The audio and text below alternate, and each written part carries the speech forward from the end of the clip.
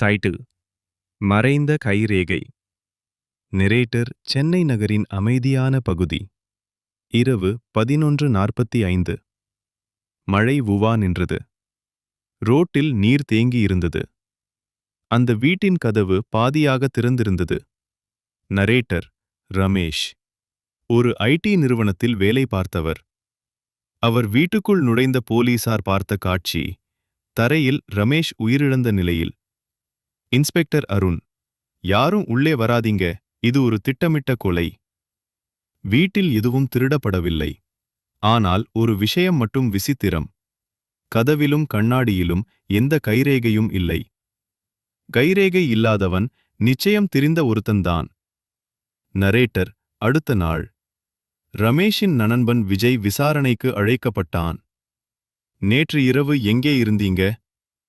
விஜய்: நான் வீட்டில்தான் சார். அந்த நேரத்தில் ரமேஷின் மொபைலில் இருந்த கடைசி மெசேஜ் கிடைத்தது. நீ செய்த தவறு எனக்கு தெரியும்.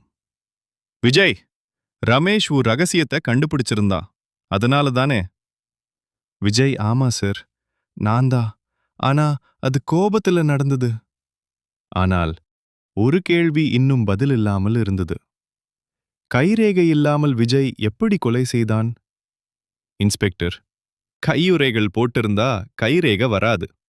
ஆனா மழை நீர்ல இருந்த உன் காலடி சுவடு, அது உன்னை துரோகம் செய்தது.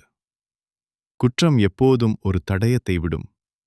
அதை கவனிக்கிற கண்கள் இருந்தால் போதும்.